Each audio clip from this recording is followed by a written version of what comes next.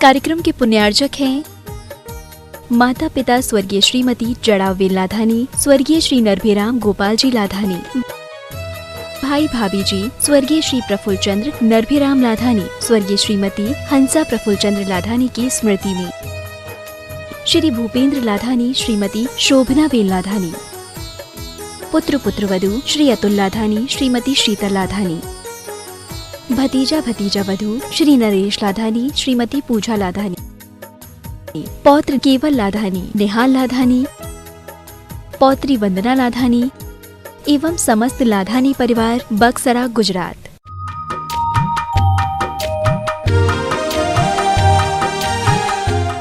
किल धरामि सुमंगलकं मुदा ओम ह्रीं अज्ञानदीपकं प्रज्वालयति स्वाहा।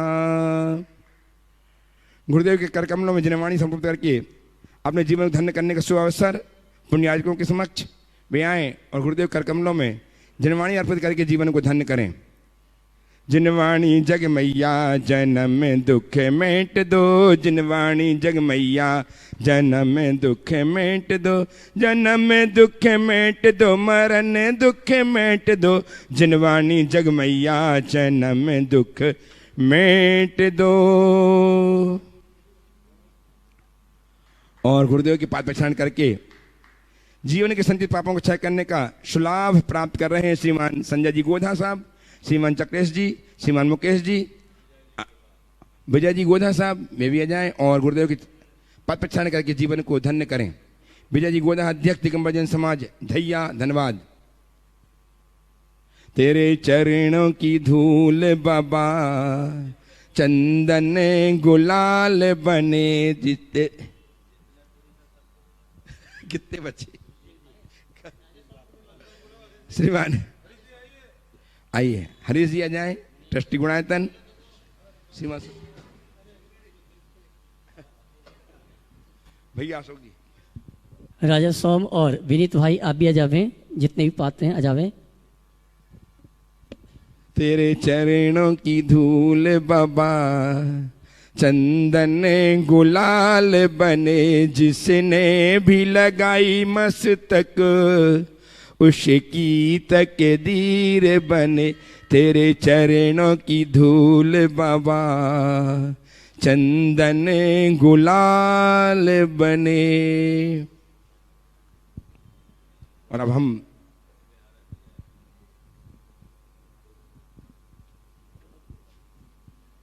प्रमोद जी बजाएं, गुरुदेव चरणों की प्रार्थना करके जीवन धन्य करने सीखता से आए। आज अवसर मिल रहा है आप लोगों को।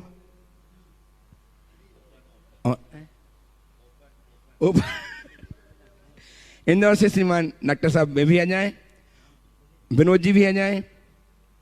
सीखता से गुरुदेव के चरणों का पाप प्रक्षालन करके जीवन के संचित पापों को क्षय करने का सुलाभ लें। आइए सीखता कीजिए, जल्दी आइए, सोचिए मत। और उसके बाद क्रम होगा बहनों का करने तो अब जब मिल ही रहा है मौका तो आ जाए। जब तक कम से आने के करके आना।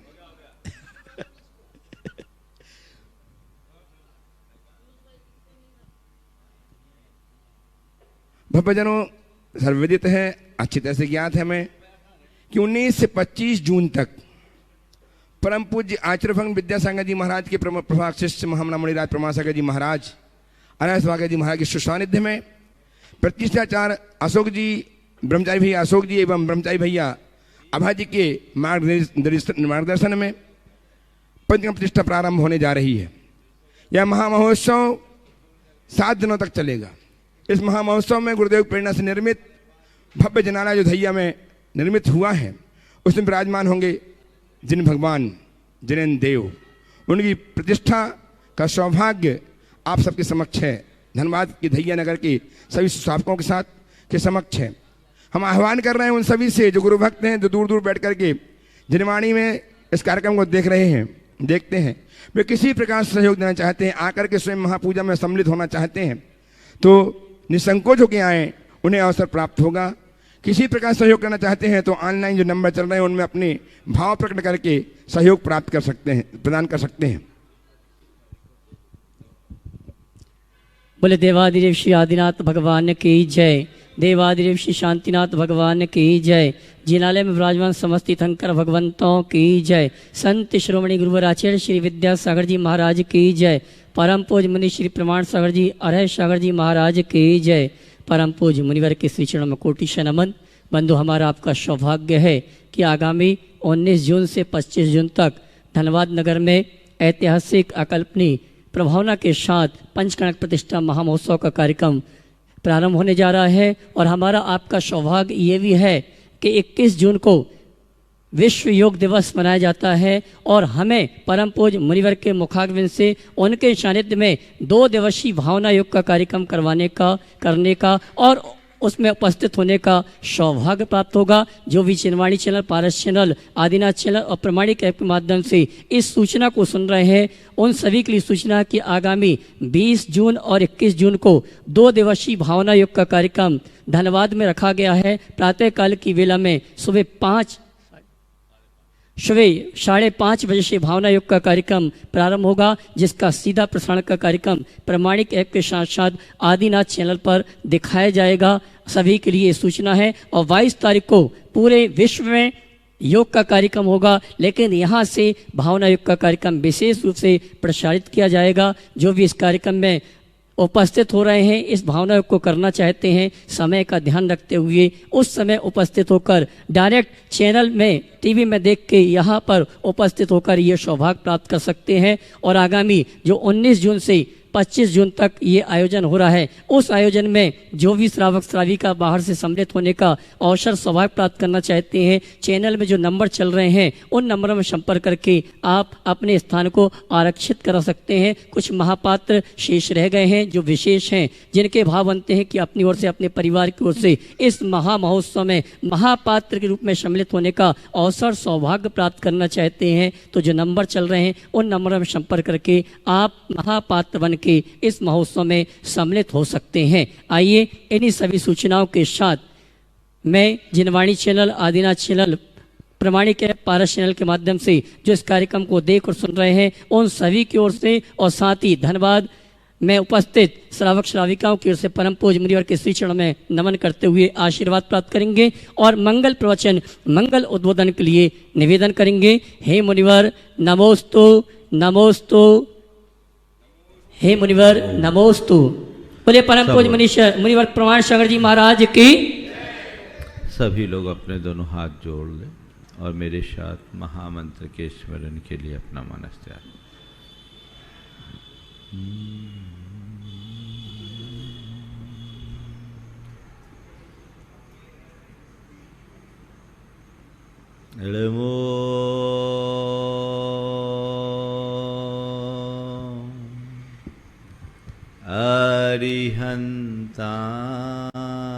अरिहन्ताणं नमो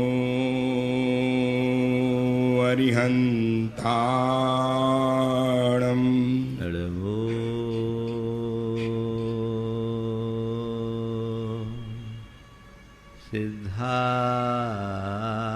सिद्धाणं नमो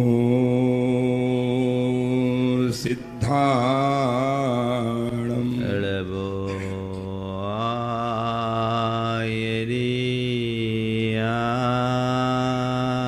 आयर्याणं नमो आयर्याणं नमो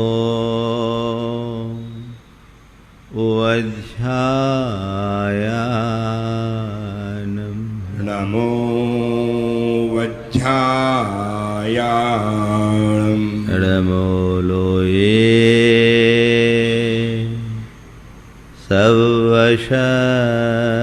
सवशहुनं नमो लोये सव्यसाहुणम् एषो पञ्चनमोयारो ईसो पञ्चनमो यारो सर्वभावनाशिनो सव्यपाव पणाशिणो मङ्गलालं च सब्बेशिं मङ्गलाणं च सब्बेशिं पठेमं हो मङ्गलम् परमं होय मंगलम। जय बोलो देवादिदेव 1008 श्री भगवान महावीर स्वामी की जय जय जय। अहिंसा परमो धर्म की जय जय जय। परम पूज आचार्य गुरुवर श्री विद्यासागर जी महाराज की जय जय जय। परम पूज्य महामना मुनिराज प्रमासागर जी महाराज की जय जय जय। परम पूज्य सागर जी महाराज की जय जय जय। जीवन को सफल और सार्थक बनाने वाले पुरुषार्थों की चर्चा आप सबके मध्य विगत दिनों से चल रही है। धर्म पुरुषार्थ और अर्थ पुरुषार्थ के बाद आज बारी है काम पुरुषार्थ की। लोक में काम को अच्छी दृष्टि से नहीं देखा जाता। काम की वृत्ति को एक पाप वृत्ति के रूप में जाना जाता है, लेकिन भारतीय संस्कृति का एक विशिष्ट आदर्श है कि वहाँ काम को काम पुरुषार्थ की संज्ञा दी गई। काम और काम पुरुषार्थ इन दोनों में बुनियादी अंतर है। काम पाप है और काम पुरुषार्थ परंपरा से मुक्ति का आधार। गृहस्थ को कामी नहीं, काम पुरुषार्थी बनना चाहिए। काम और काम पुरुषार्थ में क्या अंतर है? बिना किसी नियंत्रण और मर्यादा के अपनी वासना की पूर्ति करना काम है, और नैतिकता और मर्यादाओं की सीमा में रहते हुए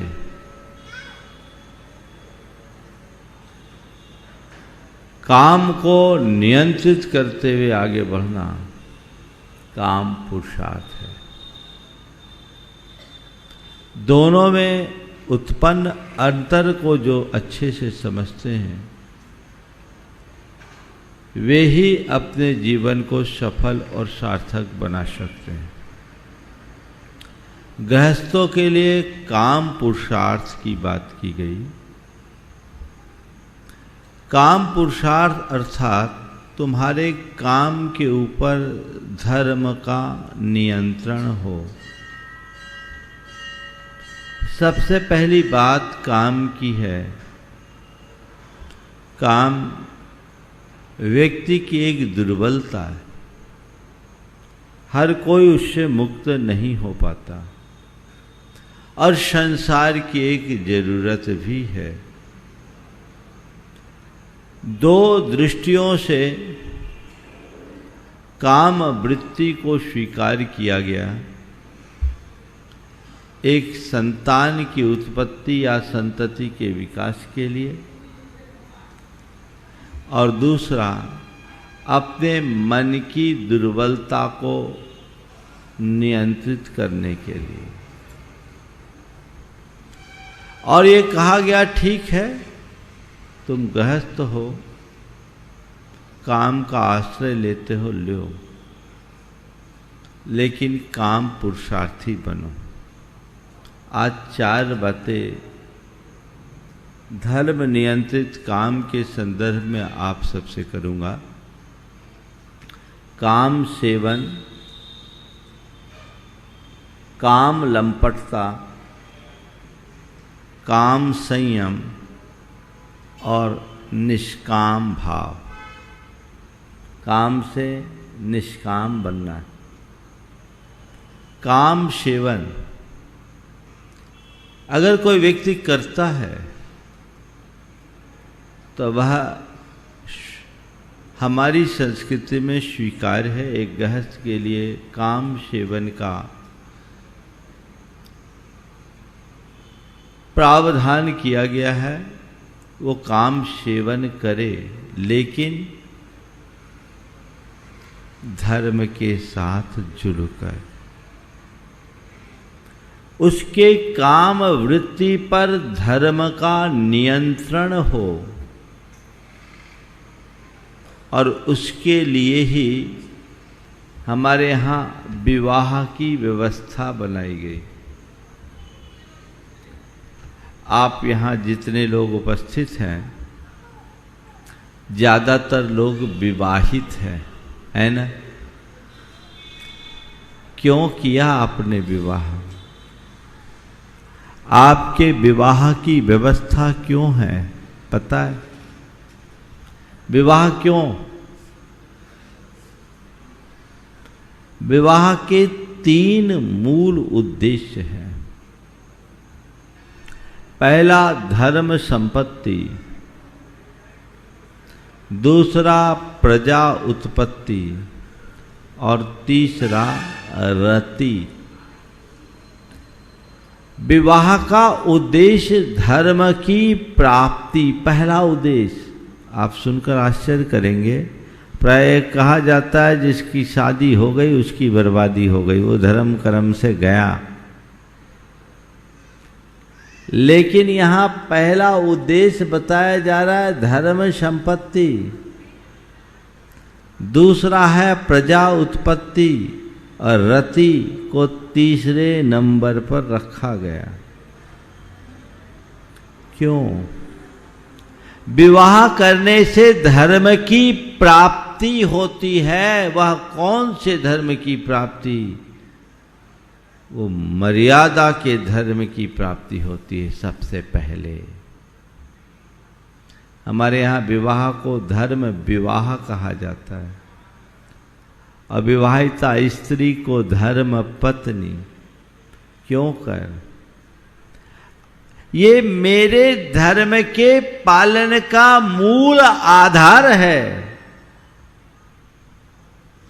इसलिए विवाह की सम्मति हमारी संस्कृति में दी गई।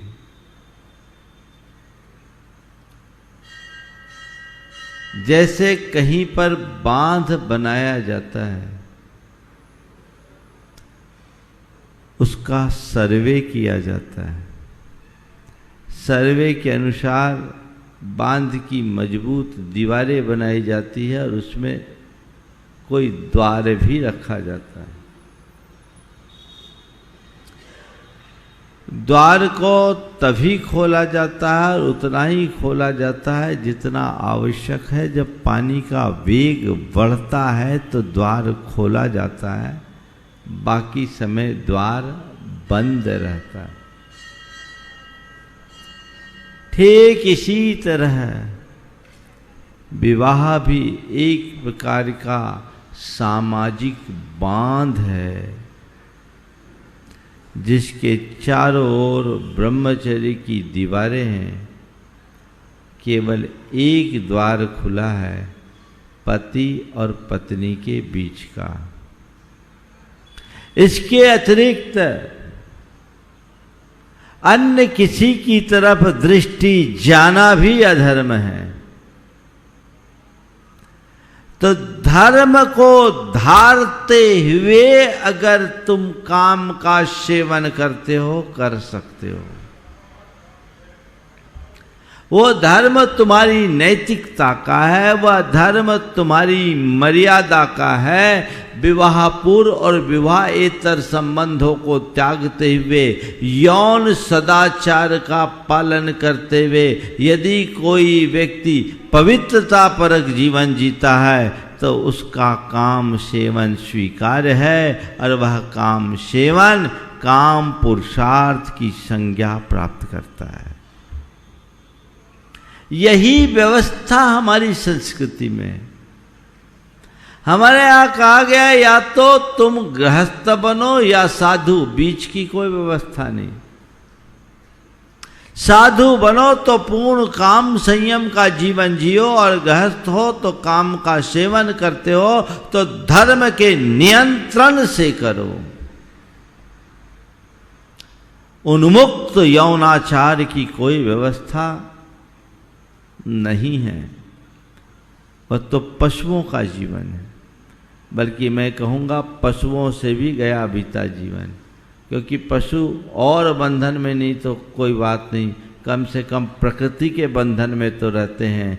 आज जिस तरह की प्रवृत्तियां बढ़ रही है वहाँ तो कोई मर्यादाएं ही नहीं है, वह एक प्रकार से अमानवीय प्रवृत्तियां होने लगी है। इस पर नियंत्रण होना चाहिए। तो पहली बात है काम सेवन। गृहस्थ काम सेवन करता है, वह काम सेवन से मुक्त नहीं होता, क्योंकि प्रजा की उत्पत्ति के लिए भी इसकी जरूरत है और अपने मन की दुर्बलता को दूर करने के लिए भी इसकी आवश्यकता है। तो ठीक है, आलम्बन लीजिए, लेकिन धर्म के साथ, अधर्म के साथ नहीं। यदि तुम्हारी दृष्टि में पवित्रता है, तुम्हारे जीवन में, तुम्हारी वृत्तियों में नियंत्रण है, तो तुम काम सेवी नहीं, काम पुरुषार्थी हो। धर्म के साथ है। और यदि वो नियंत्रण खो गया, अधर्म में आ गए, तो वह तुम्हें काम लंपट बनाएगा। क्या बनाएगा? काम लंपट। काम सेवन और काम लंपटता के बीच के भेद को ठीक तरीके से समझकर चलना चाहिए। कामाश्रय लिया जाए, लेकिन लंपटता कतई उचित नहीं है। आजकल इस तरह की वृत्तियां बहुत तेजी से बढ़ रही है, क्योंकि चारों तरफ काम लंपटता की सामग्री आपको सुलभ हो रही है, और उसके कारण व्यक्ति के अंदर हैवानियत हावी हो रही है। उसका ही एक कुपरिणाम है कि आए दिन हम 2.5 साल की बच्ची के साथ भी सामूहिक बलात्कार का प्रसंग सुन लेते हैं। कोई भी स्त्री, कोई भी बच्ची आज सुरक्षित नहीं है। ये किस वजह से? काम लंपटता के कारण। उन्मुक्त यौनाचार को दिया जाने वाला प्रश्रय भी इसके पीछे एक बड़ा कारण है। इस पर नियंत्रण होना चाहिए, इस पर रोक लगनी चाहिए, और ये तभी संभव हो गया जब हम व्यक्ति की दृष्टि में परिवर्तन लाएं। हमारे देश में हमें बचपन से एक संस्कार दिया गया दृष्टि की पवित्रता रखने का, और ये कहा गया आत्मवत् सर्वभूतेषु परद्रव्येषु लोष्टवत् मातृवत् परदाराशु यह पश्यति स पंडित। संसार के प्रत्येक प्राणी को अपने समान देखो, पराये धन को मिट्टी के ढेले के समान देखो, और पराई नारी को अपनी मां के समान देखो। ये देखने की दृष्टि हमारी संस्कृति में रही, और इसी दृष्टि के कारण, इस दृष्टि की पवित्रता के कारण हमारी मर्यादाएं सुरक्षित रही।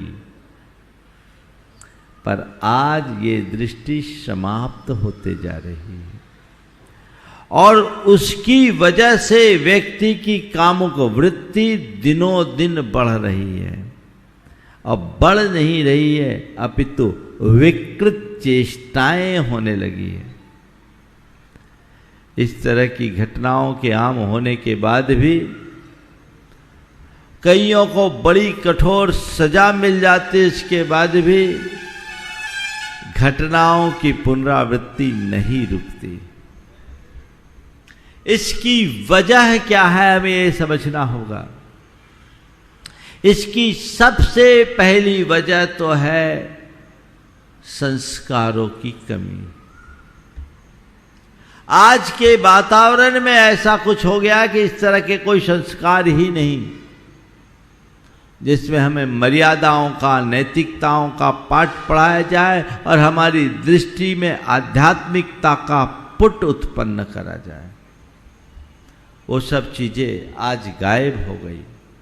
पहले विद्यार्थी जीवन में ये सब चीजें पढ़ाई जाती थी, समझाई जाती थी।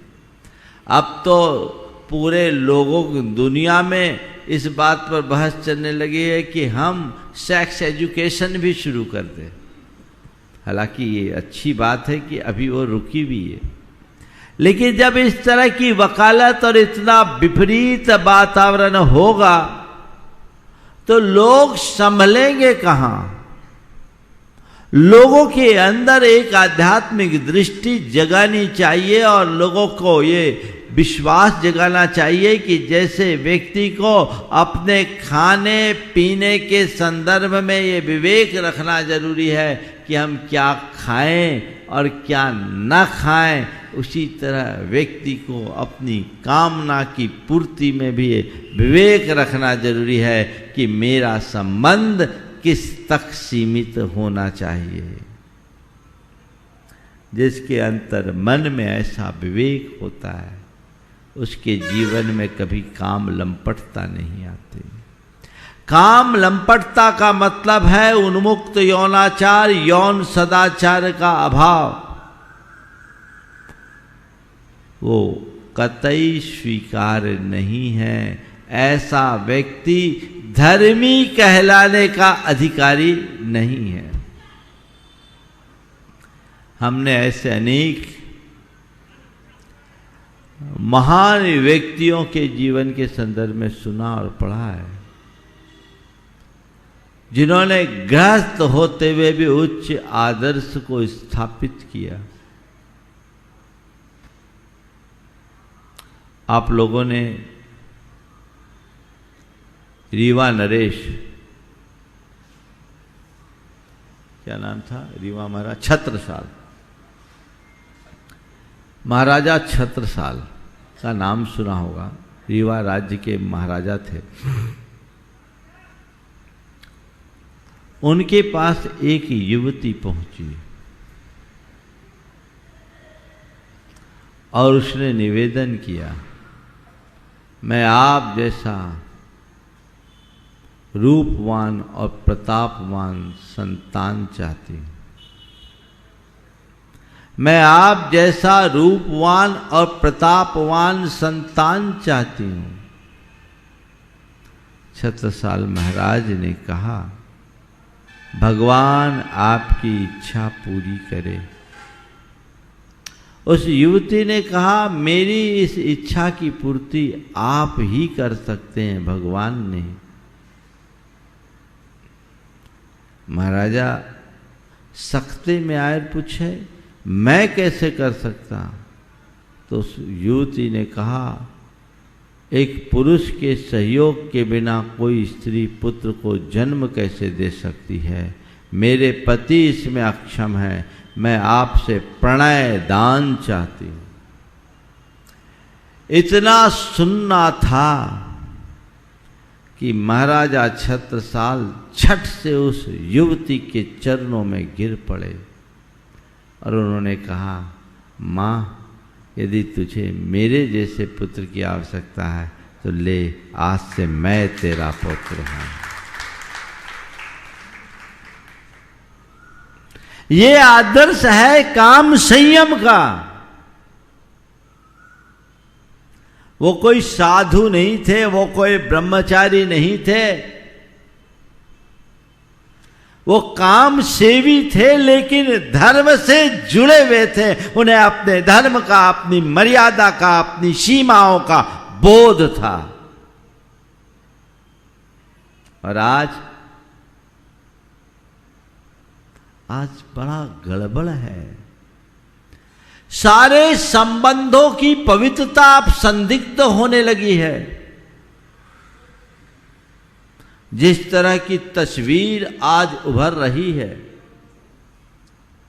और सोशल मीडिया के इस बढ़ते हुए चलन ने सब कुछ नष्ट भ्रष्ट कर दिया है।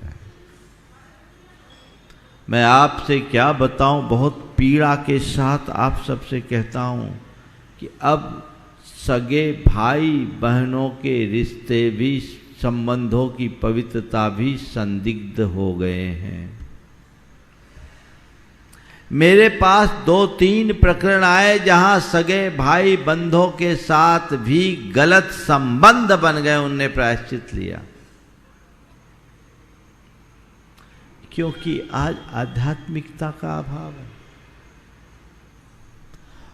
लोग एक दूसरे से निकट जुड़ जाते हैं, हवस उत्पन्न हो जाती है और अपने आप पर नियंत्रण नहीं रख पाने के कारण इस तरह का कृत्य कर लेते हैं। एक भाई बहन के बीच में रिलेशन हुआ, उन्होंने आकर के जब मुझे बताया, जब प्रवचन से प्रेरित होकर उनके मन में आया, दोनों एक साथ आए और बताए, मेरी रूह कांप गई सुनकर। और जब मैंने पूछा ऐसा कर क्यों लिया, बोले हमें सबसे सुरक्षित दिखा। अब बताओ क्या बोलेंगे, किसी को संशय नहीं। भाई बहन है, साथ में एक कमरे में, बंद कमरे में रहे, कोई चिंता नहीं, भाई बहन ही तो है। मैं आप सबसे सलाह दूंगा, और 10 साल से ऊपर के भाई बहन हो तो उन्हें कभी साथ मत रखना, नहीं तो क्या पता कब सत्यानाश हो जाए। ऐसे एक दो नहीं, अनेक प्रसंग है। ये काम लंपटता का उदाहरण है और इसके पीछे की वजह संस्कारों का अभाव। आज जितने युवक युवती बाहर पढ़ते हैं, बाहर क्या आपके यहाँ भी रहते हैं, आप ये सुनिश्चित रूप से नहीं कह सकते कि इनके जीवन की पवित्रता कायम है। मैंने अनेक बार, हमारा एक कार्यक्रम होता एक्ट प्रोग्राम, जिसमें मैं 3 दिन की अंतर यात्रा कराता हूँ युवाओं के लिए, युवक युवतियों के लिए। भावना योग का भी उसमें अभ्यास होता है। उस अंतर यात्रा में लोगों का हृदय परिवर्तित होता है और एक दिन रहता है कन्फेशन का। आपको सुन करके आश्चर्य होगा, उस कन्फेशन में आने वाले युवकों और युवतियों में 80% युवक और युवती किसी न किसी रूप में शराब का सेवन किए मिलते हैं और लगभग 60% रिलेशनशिप में इन्वॉल्व दिखते हैं, जो अपनी रोती आंखों से अपनी पीड़ा प्रकट करते हैं और प्रायश्चित मांगते हैं। ये एक तस्वीर है।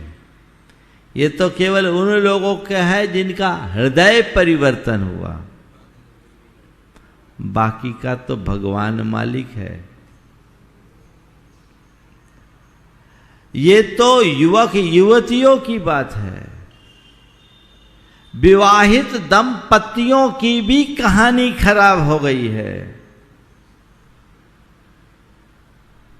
ये बढ़ती हुई हवस का सबसे विकृत परिणाम है और यूं कहूं ये समाज का सबसे घिनौना चेहरा है। कहां जा रहे हैं लोग? आधुनिकता के नाम पर सब कुछ खोया जाने लगा है। ये काम लंपटता है। तो उसके लिए संस्कार होना चाहिए और आध्यात्मिक ज्ञान मिलना चाहिए।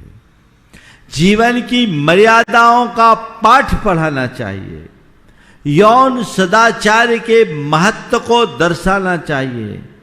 आज सा शिक्षा भी इसके पीछे एक बड़ा निमित्त बन रही है। को एजुकेशन आजकल उसके बिना तो कोई रहना नहीं चाहते। आधुनिकता के पैरोकार लोग इसके बारे में बार बार बोलते भी हैं। कई लोगों ने गर्ल्स के कॉलेज अलग खोले तो वहाँ लड़कियाँ नहीं जाना चाहती, कहते नहीं हमें तो साथ साथ ही रहना है। पर कहते हैं साथ रहने के बाद संयम रखना बहुत कठिन है। वो मर्यादाएं टूटती है। हालांकि हमारे इस तरह के विचारों को लोग ऑर्थोडॉक्स कह करके कोस भी सकते हैं कि महाराज कौन सी शताब्दी में चले गए। लेकिन यदि अपने जीवन की पवित्रता और मर्यादा को रखना चाहते हो, उसे मूल्य देना चाहते हो, तो एक रास्ता ये है। संसर्ग से सब कुछ होता है और फिर साथ साथ पढ़ते हैं, बैठते हैं। आजकल तो शुरू से ही साथ पढ़ते हैं। 7वीं 8वीं पास करने के बाद लोग पटरी से उतरने लगे। 12वीं के बाद तो और स्थिति भयानक, और कॉलेज में जाने के बाद की तो कहानी अलग हो जाती है।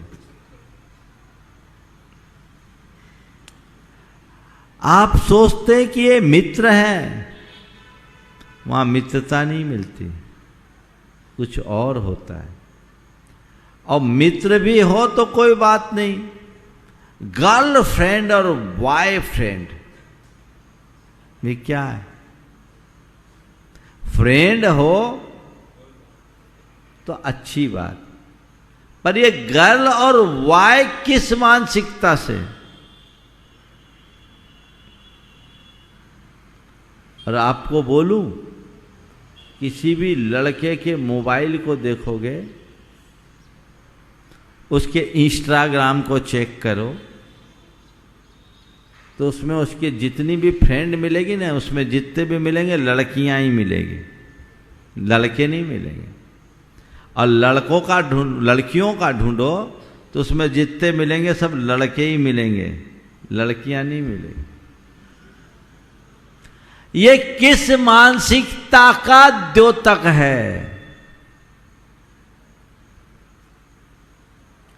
है ना सोचनीय। कहां हम उच्च आदर्शों की बात करें?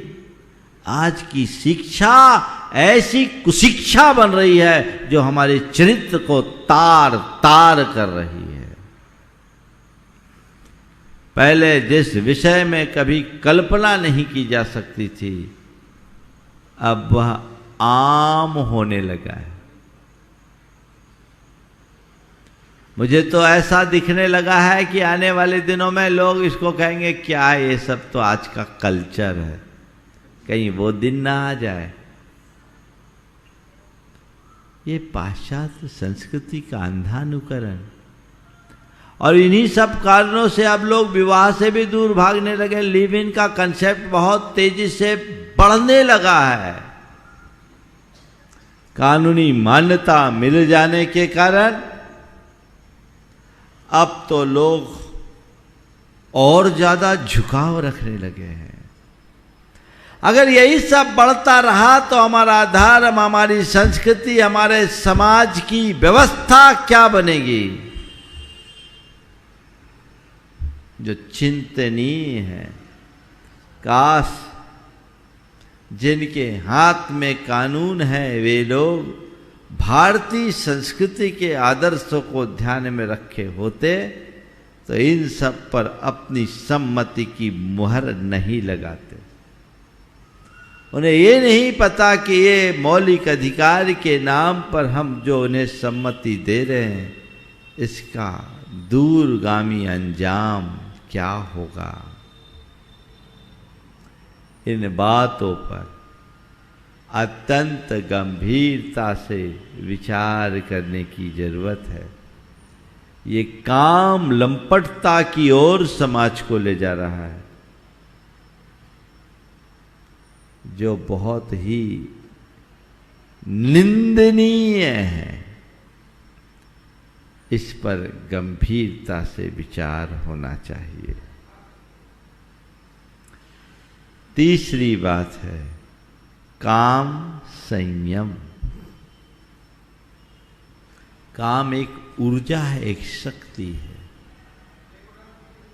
इसका यदि व्यक्ति सही दिशा में नियोजन करे तो अपनी चेतना का उत्कर्ष कर सकता है,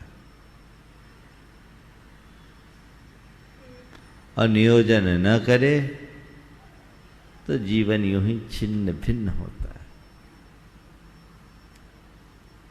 बटलोई में भाप उठती है और सब उड़ जाती है। अब तो बटलोई खत्म हो गई, कुकर में भाप बनती है और सब भाप निकल जाती, निकल गई। लेकिन इसी भाप को नियंत्रित करके इंजन चलाया गया ना। जो भाप व्यर्थ होकर उड़ गई, वही भाप इंजन भी चला सकती है। यदि तुम अपने जीवन की ऊर्जा को यूं ही बहाओगे तो सब नष्ट भ्रष्ट हो जाएगा। एक दिन तुम शारीरिक और मानसिक, साथ ही साथ भावनात्मक दृष्टि से कमजोर हो जाओगे। लेकिन यदि तुमने संयम की दिशा को अपना ली तो तुम्हारी ऊर्जा का ऊर्ध्वारोहण प्रारंभ होगा, और इस ऊर्जा के ऊर्ध्वारोहण से जीवन का उत्कर्ष होगा, उत्थान होगा। दिशा बदलनी चाहिए, काम पर लगाम होना चाहिए, संयम। क्योंकि काम काम में नहीं है, संयम में है। काम की कितनी भी पूर्ति करो वो समाप्त नहीं होते। दो तरह के काम है, एक मदन काम और दूसरा इच्छा काम, या रति काम और इच्छा काम। एक काम जो हमें वासना की ओर ले जाता है और एक काम जो हमारी इच्छाएं, कामना। वासना हो या कामना, इनकी जितनी पूर्ति करोगे ये उतनी बढ़ेगी। बोलो, आज तक का ये अनुभव है कि नहीं है? है सबका अनुभव। जितना पूर्ण करो उतना बढ़े, ये बढ़ना ही है। जैसे खाज खुजाने से खाज मिटती नहीं, अपितु जलन बढ़ती है। कुछ पल के लिए राहत जरूर प्रतीत होती है, लेकिन आगे वो उतनी ही दुखदायी हो जाती होती है। इसी तरह ये मनुष्य के मन की वासना हो या कामना, वो अंतहीन है। उसकी पूर्ति के प्रयत्नों से उससे पर नियंत्रण नहीं लाया जा सकता और उसे पूरा किया भी नहीं जा सकता। ये दुष्पूर है। क्या है? दुष्पूर है। एक संत फकीर किसी भक्त के घर अतिथि हुए। भक्त ने उनका बड़ा आत्मीय आतिथ्य किया। संत उसकी सेवा से प्रसन्न हुए और जाते समय उसे एक शंख दे गए। बोले, ये बहुत ही दिव्य शंख है, इसे अपने पास रखो और तुम जो चाहोगे वह सामग्री शंख से मिल जाएगी। बहुत खुश हुआ कि आज तो मेरे घर में कोई संत नहीं, भगवान आ गए और उनकी कृपा मुझ पर बरस गई। अब क्या था, उसका जीवन बड़ा सहज हो गया। जो चाहिए दिव्य शंख में फूंक मारे, इच्छा करे वो चीज मिल जाए, जो चाहे वो मिल जाए।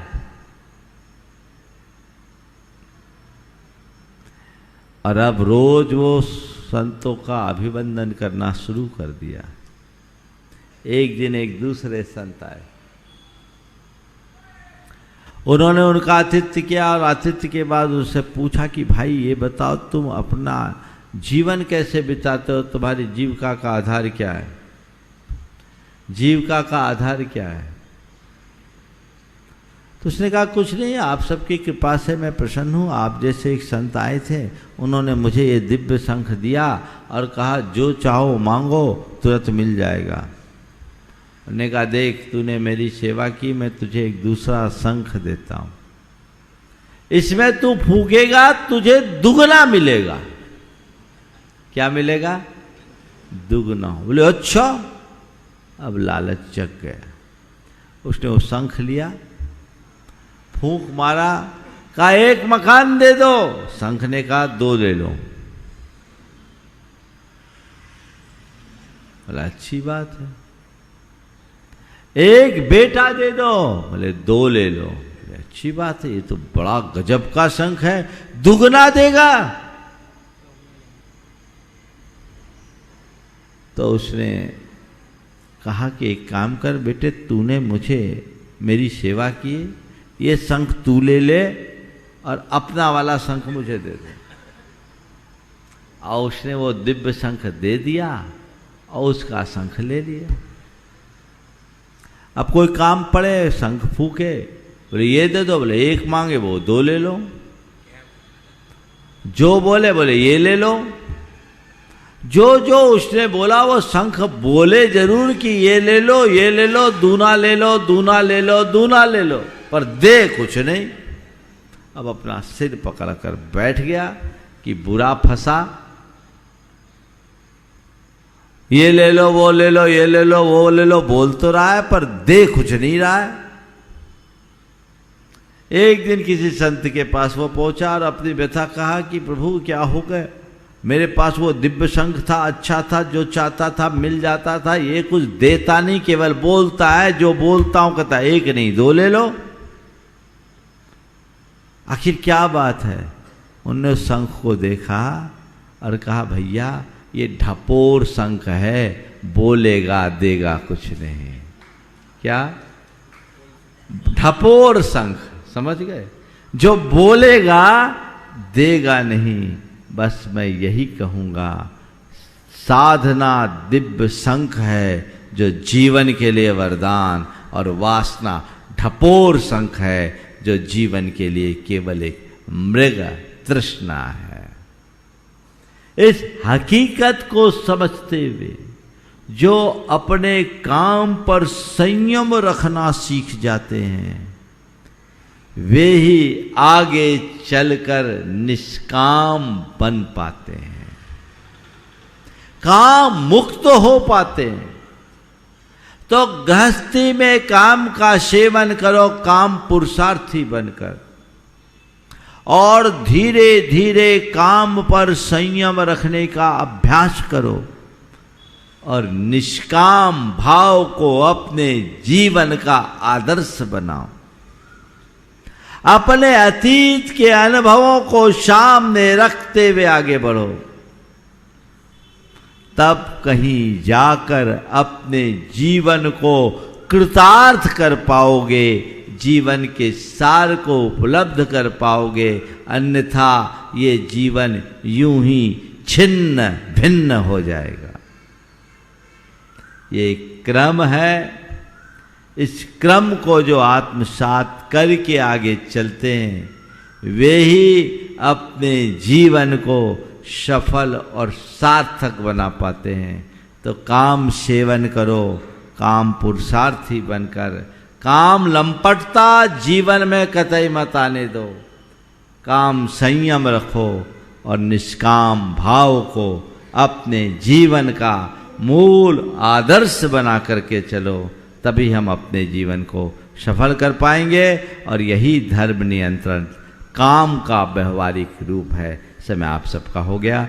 यही इस कार्यक्रम के पुण्यार्जक थे माता पिता स्वर्गीय श्रीमती जड़ावेल लाधानी, स्वर्गीय श्री नरभिराम गोपाल जी लाधानी, भाई भाभी जी स्वर्गीय श्री प्रफुल्ल चंद्र नरभिराम लाधानी, स्वर्गीय श्रीमती हंसा प्रफुल्ल चंद्र लाधानी की स्मृति में श्री भूपेंद्र लाधानी, श्रीमती शोभना वेल लाधानी, पुत्र पुत्रवधू श्री अतुल लाधानी, श्रीमती शीतल लाधानी, भतीजा भतीजा वधू श्री नरेश लाधानी, श्रीमती पूजा लाधानी, पौत्र केवल लाधानी, निहाल लाधानी, पौत्री वंदना लाधानी एवं समस्त लाधानी परिवार बक्सरा गुजरात।